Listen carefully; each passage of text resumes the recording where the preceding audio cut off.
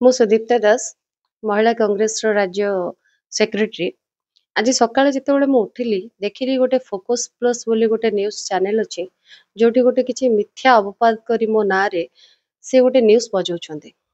ମୁଁ ଆପଣମାନଙ୍କ news channel ମାଧ୍ୟମରେ ଓଡ଼ିଶାର ଜନସାଧାରଣଙ୍କୁ କହିବାକୁ ଚାହୁଁଛି, ଆମେ ସମସ୍ତେ ତ ଜାଣିଛେ ଏଠି ନାରୀମାନେ ଅସୁରକ୍ଷିତ, କିନ୍ତୁ ଯେହେତୁ ଗୋଟେ ଝିଅ ସେ ଏକାଠି ଲଢ଼ି ସଂଘର୍ଷ କରି ଲୋକଙ୍କର ସ୍ୱର ଯଦି ହବାକୁ ଚାହୁଁଛି, କିଛି ନେତା ବିଶେଷ ଏବଂ ଯଦି ଏମିତି ଭଳିଆ କିଛି ଯୋଉ ଦଲାଲ ମିଡ଼ିଆ ଅଛନ୍ତି, ମିଡ଼ିଆ ଏଇ ଯୋଉ ଫୋକସ୍ ପ୍ଲସ୍ର ମାଲିକ କିଏ ମୁଁ ତ ଜାଣିନି, ସେ ଲୋକ କିଏ କ'ଣ, ଏଇଭଳି ଯଦି ମିଥ୍ୟା ଅପପ୍ରଚାର କରିବେ ତାହେଲେ ଏଠି ତ କୋଉଠି ନା କୋଉଠି ନାରୀକି ଦବେଇବା ପାଇଁ ଚେଷ୍ଟା କରାଯାଇଛି।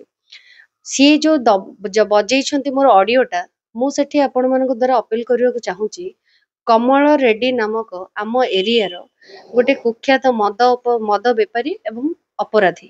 ସେ ମୋତେ ରାସ୍ତାରେ ଆସିଲା ବେଳେ ଅଟକେଇକି କହିଲେ ଆପଣଙ୍କ ସହିତ 5 ମିନିଟ୍ କଥା ହେବାର ଅଛି। ତ ମୁଁ ତାଙ୍କୁ କହିଲି ତୁମେ ମୋତେ କଲ୍ କର, ମୁଁ ଏଠି ଠିଆ ହେଇକି କଥା ହେବାକୁ ଚାହୁଁନି। ସେଇଦିନ ମୁଁ 45 ମିନିଟ୍ସ ତାଙ୍କ ସହିତ କଥା ହେଇଛି।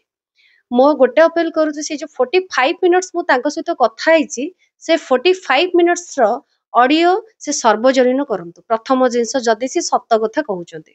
ଦ୍ୱିତୀୟ କଥା ରହିଲା, ସେ ଯୋଉ କହିଛନ୍ତି ଯେ ଭକ୍ତ ଦାସ ମୋତେ କହିଛନ୍ତି ସେ ମୋତେ ପଇସା ଦେବେ ଏବଂ MLA ଟିକଟ ଦେବେ, ଆଉ ମୁଁ ମେଫେୟାରରେ ଯାଇକି କୋଉଠି ଗୋଟେ କାହା ସହିତ ମିଟିଂ କରିଛି, ୟାର କିଛି ନା କିଛି ତ ତଥ୍ୟ ସେମାନଙ୍କ ପାଖରେ ଥିବ, ନହେଲେ ତ ଗୋଟେ ମିଡ଼ିଆ ଏମିତି ବାହାର କରିପାରିବନି।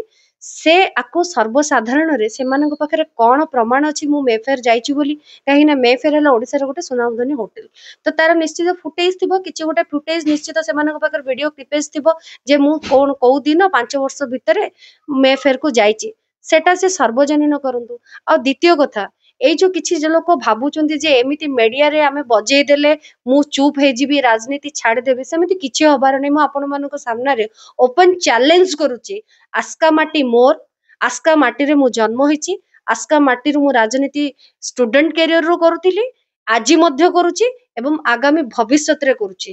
ଆଉ ମୁଁ କହିବାକୁ ଚାହେଁ, ଏଇ ଯୋଉ କୁଚକ୍ର ରାଜନୀତି କରିବାକୁ ଯୋଉମାନେ ଏତେ ତଳ ସ୍ତରକୁ ଯାଇକି ରାଜନୀତି କରିବାକୁ ଚେଷ୍ଟା କରୁଛନ୍ତି, ତୁମର ଯଦି ଦମ ଅଛି ତାହେଲେ ମଇଦାନକୁ ଆସ, ମଇଦାନରେ ରାଜନୀତି କରିବା, ଆଉ ଲୋକ ସପକ୍ଷ ଜନ ସପକ୍ଷ କାହାକୁ ମିଳୁଛି ଦେଖିବା। ଦ୍ୱିତୀୟ କଥା, ସେ ଯୋଉ କହିଛନ୍ତି ଯେ ମୁଁ ରମେଶ ଚନ୍ଦ୍ର ଜେନାଙ୍କ ନାଁରେ କେସ୍ ଦେବି, ସେଟା ମୁଁ କୋଉଠି କହିଛି ତାର ଏଭିଡେନ୍ସ ସେ ଲୋକଙ୍କ ଆଗରେ ରଖନ୍ତୁ। ଆର ପରବର୍ତ୍ତୀ ସମୟରେ ମୁଁ ୟାକୁ ଗୋଟେ, ଯେହେତୁ ସେ ମୋର ପର୍ସନାଲ ପ୍ରୋଫାଇଲରୁ ଫଟୋ ଗୁଡାକ ବାହାର କରିକି ବ୍ୟବହାର କରୁଛନ୍ତି, ଯୋଉଟା ଗୋଟେ କ୍ରିମିନାଲ ଅଫେନ୍ସ, ମୁଁ ୟାକୁ ନେଇ ବର୍ତ୍ତମାନ ଗୋଟେ FIR କରିବି। ୟାର ଆଗାମୀ ଭବିଷ୍ୟତରେ ଯାହା ବି କାର୍ଯ୍ୟାନୁଷ୍ଠାନ ହବ ମୁଁ ଆପଣଙ୍କୁ ଠିକ ସମୟରେ ଜଣେଇଦେବି।